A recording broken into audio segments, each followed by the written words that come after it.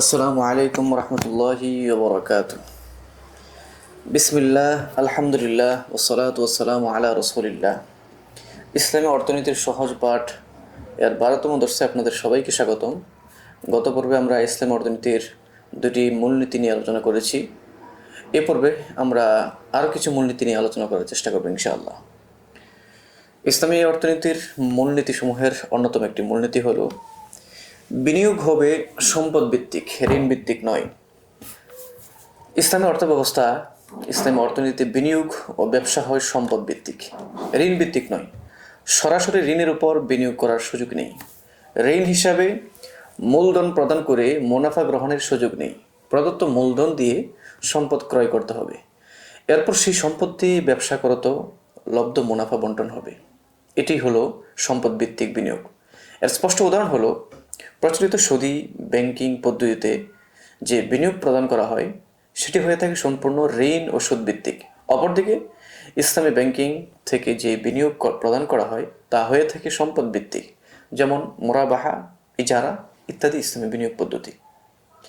সম্পদ ভিত্তিক বিনিয়োগ ও ঋণ ভিত্তিক বিনিয়োগ এর মাঝে মৌলিক তফাৎ হলো ঋণ ভিত্তিক বিনিয়োগ অর্থনীতিতে ঝুঁকি ভারসাম্যহীন তৈরি করে, অপরদিকে সম্পদ ভিত্তিক বিনিয়োগ অর্থনীতিতে ভারসাম্য অবস্থা সৃষ্টিতে সহায়ক হয়। এই ছিল আমাদের একটি মূলনীতি। ইসলাম অর্থব্যবস্থার আরেকটি মূলনীতি হলো ব্যক্তি মালিকানা স্বার্থ ও সমাজ স্বার্থের সংঘাত ও সমাধান। অর্থনৈতিক কার্যক্রম পরিচালনা করতে যে ব্যক্তি স্বার্থ ও সমাজ স্বার্থের সংঘাত একটি পুরানো আলোচিত বিষয়। পুঁজিবাদে এই সংঘাতের সমাধান দেওয়া হয়েছে এভাবে যে সর্বদা ব্যক্তি স্বার্থই প্রাধান্য পাবে। এতে নিশ্চিতভাবে কঠিন বৈষম্য সৃষ্টি হয়েছে। অপরদিকে সমাজতন্ত্রে সম্পূর্ণ এর বিপরীত, সর্বদা সমাজ স্বার্থকে প্রাধান্য দিয়েছে। এতে জাতি গোলামির জিঞ্জিরে আবদ্ধ হয়েছে। দুটি চূড়ান্ত পর্যায়ের প্রান্তিকতার শিকার। ইসলাম এই ব্যাপারে মাঝামাঝি ভারসাম্যপূর্ণ সমাধান দিয়েছে। ইসলামী অর্থব্যবস্থার দৃষ্টিতে অন্যান্য বিষয়ের নেই অর্থনৈতিক কার্যক্রমেও সাধারণ অবস্থায় ব্যক্তি মালিকানার স্বার্থ প্রাধান্য পাবে। এটি মানুষের স্বভাবজাত আচরণ। তবে এটি যেন পুঁজিবাদের মতো ক্ষতিকর না হয়, তাই কোথাও কোথাও এর সাথে সমাজ স্বার্থের সংঘাত সৃষ্টি হলে সেক্ষেত্রে শর্ত সাপেক্ষে সমাজ স্বার্থ প্রাধান্য পাবে।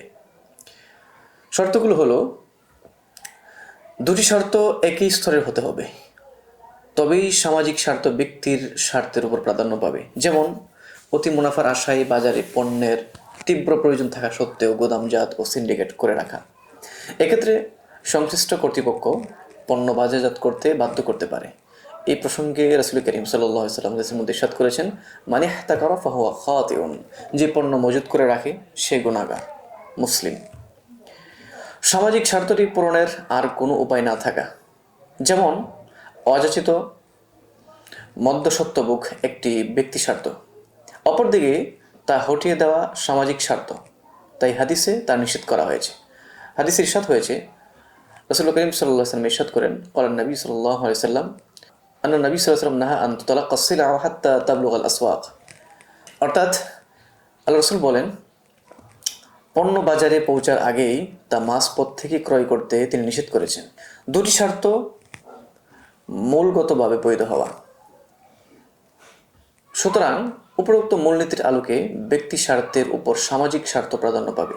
সার কথা, ইসলামী অর্থনীতি উক্ত 8 মূলনীতির আলোকে পরিচিত হয়ে থাকে। এর সাথে প্রচলিত পশ্চিমা অর্থব্যবস্থার বিস্তর ফারাক রয়েছে, যা আমাদের এই আলোচনা থেকে পরিষ্কার বুঝে এসেছে। ইনশাআল্লাহ সর্বশেষ আমরা ইসলামী অর্থনীতির খোলাসা কথা আমরা আলোচনা করার চেষ্টা করব ইনশাআল্লাহ। আজকের আলোচনা এই পর্যন্তই। আসসালামু আলাইকুম ওয়া রাহমাতুল্লাহি ওয়া বারাকাতুহু। يؤتي الحكمة من يشاء ومن يؤت الحكمة فقد أوتي خيرا كثيرا وما يذكر إلا أولو الألباب.